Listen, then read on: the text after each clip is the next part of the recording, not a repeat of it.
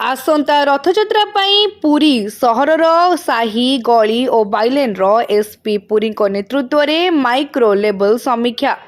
आसंता रथयात्रा पाई पुरी सहर को देश एवं विदेश लक्षाधिक भक्त और पर्यटकों आगमन होबार संभावना रही परिप्रेक्षी में सार्वजनीन सुरक्षा शांति श्रृंखला और सुसंगठित यातायात व्यवस्था को सुनिश्चित करने उद्देश्य पुरी पुलिस पक्षर पूर्व प्रस्तुति आरंभ हो जाइए।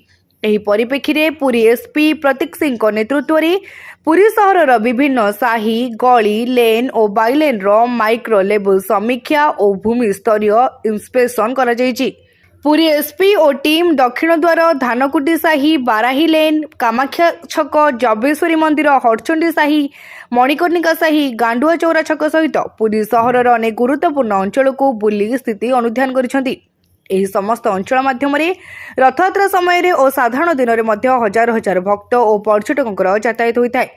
ଇନ୍ସପେକ୍ସନ ସମୟରେ ଏସପି ପୁରୀ ପ୍ରତୀକ ସିଂ ନିଜେ ଲେନ୍ ଓ ବାଇଲେନ୍ ଗୁଡ଼ିକର ଚଉଡ଼ା ରାସ୍ତାର ଭୌଗୋଳିକ ଅବସ୍ଥା ସମ୍ଭାବ୍ୟ ଟ୍ରାଫିକ୍ ଅବରୋଧ ଅନାବଶ୍ୟକୀୟ ଅବୈଧ ପାର୍କିଂ ଭିଡ଼ ପ୍ରବଳ ଅଞ୍ଚଳ ଅନ୍ଧାର ସ୍ଥାନ ଆଲୋକ ବ୍ୟବସ୍ଥା ସିସିଟିଭି କଭରେଜ ଓ ଆପଦକାଳୀନ ସ୍ଥିତିରେ ରେସ୍କ୍ୟୁ ଓ ଏକ୍ସେସ୍ ରୁଟ୍ ସମ୍ପର୍କରେ ଅନୁଧ୍ୟାନ କରିଥିଲେ। पुरी पुलिस पक्षर सहरवासी व्यवसायी होटेल मालिक और पर्यटक मानक सहयोग पाई आह्वान करा जायथिबा एसपी कहिसेंति। कौनसी स्थगित कार्यकलाप असामाजिक तत्व किंबा आपदकालीन स्थिति देखिले संगे संगे 112 किंबा निकटस्थ थाना को सूचना देबाकू एसपी अनुरोध करछंती।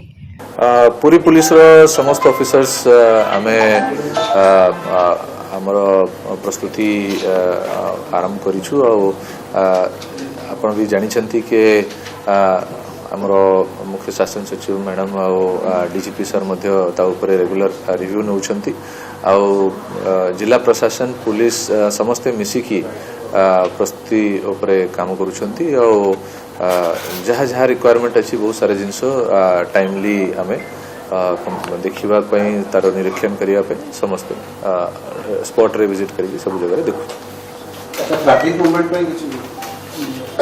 सब जिनस देखा जामर टीम अच्छा